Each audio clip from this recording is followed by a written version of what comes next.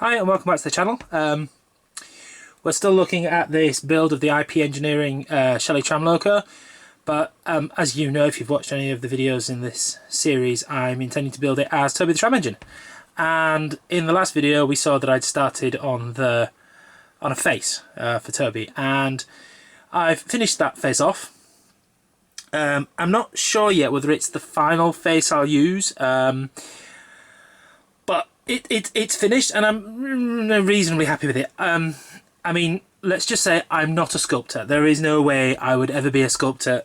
All my modelling work, the design work, is all very, not mechanical, but it's not organic. So, you know, working out shapes of things that have been man-made, essentially. So locomotive bodies and things, and even then, once you get into complicated curved surfaces, I get kind of scared off. Nice bent sheets of metal and straight edges and square corners and things I can do. Organic things, definitely not. And that is, you know, a face is definitely organic, even if it's meant to be just modelling the drawing from a Thomas and Friends book. But this is what I came up with. As we talked about last time, we've got some plastic googly eyes, and then the rest is essentially modelling clay or putty of one description or another. So there was a base of kind of Daz clay. The packet I had is old and has dried out a bit, and even when I'd kind of soaked some in some water and things, it was still not great. So a lot of this surface has been built up using this AK Interactive modelling putty, and it's actually not bad. I mean, it holds its shape relatively well. So if you put some out onto I tend to use scrap bits of wood and things. Whatever blob you put out sits there and holds its shape while it dries. So it does mean you can kind of pick stuff up with a cocktail stick or whatever and put it down, and then using brushes and water you can kind of smooth it out and shape it, and that's exactly what I've done here. So you can see I did, you know, not too badly on the nose, I don't think, and nostrils and everything. And then I added eyebrows, which I've picked out in black as well, just to make them a bit more obvious. I added some bumps for cheeks, gives just a bit more shape to the face. Looking at the drawings of Toby and also the models used in the kind of 1980s TV series, he definitely has quite pronounced cheeks, so I've added something there. And then a mouth where I've kind of added, I kind of basically drew on the outline of the mouth with it as a little peak of the putty, and then kind of smoothed up to it from the outside, so you get this kind of raised up mouth shape. And then the whole thing was just sprayed with some grey primer and then some clear lacquer. So I used masking tape over the eyes while I sprayed the grey, and then I've actually sprayed the eyes with the clear lacquer as well, and that's got rid of a lot of the scuff marks from when I was trying to sand down the original kind of putty and clay. As you can see, the surface is very rough. I mean, I tried to smooth it out a bit with water and stuff as I was modelling, and then tried to sand it down when I was finished, but actually the putty dries really quite solid.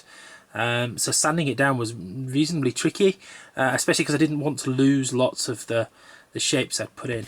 Now it's difficult to see, and with the light's quite harsh, it's showing up all the shadows and things.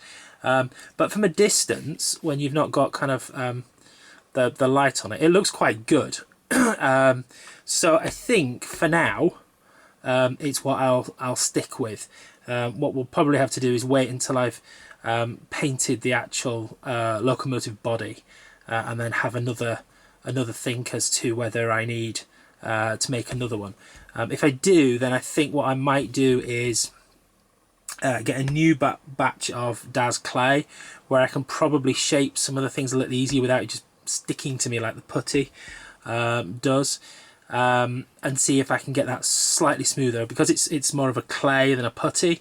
I might be able to get it a bit better, but I'm fairly happy with it.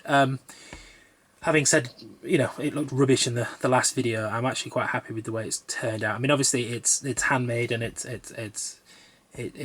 rough, but I think, as I say, from a distance, I think it'll portray what I want quite well. I do have to do a slight bit of work to it, so I think it's probably just the way the clay and the putty has dried, but it started to bend ever so slightly. And while seeing that it had bent, I tried to flex to see if it would flex back, and it popped off the backing plastic. Now it's not done any damage at all to the face. You can see this, you know, the googly eyes was glued onto the plastic. This is the back of the DAS modelling clay and the penny.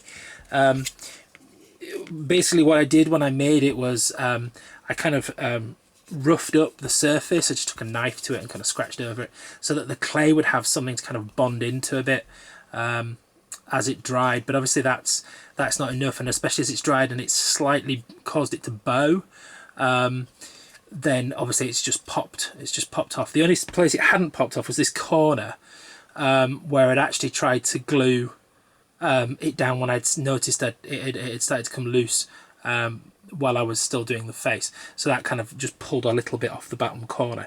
But I should be able to basically now it's come off clean, what I'll probably do is either maybe some super glue, I don't know, maybe some epoxy, I don't know, I'm not sure yet, but glue it back on so that it still has this backing plate, because I think that'll obviously keep the clay, it's less likely to break, I think, if it's on something that's slightly more rigid than just the clay holding on its own. But yeah, unfortunately, as I say, it's not actually cracked the modelling clay as it did that, and it just popped, as I say, popped straight back on. So my plan is just I need to glue it back on, because otherwise every time I try and take it on and off, it's just going to come out in and out and risk damage. But yeah, so there we go, Toby's face. Reasonably happy with that.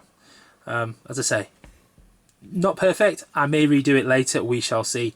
But for a first attempt at modelling a face, an organic face with putty, I'm pretty happy with that for the work I've put in. So yeah, not quite sure what the next step will be. As I say, the weather still is atrocious. Currently got a storm raging outside.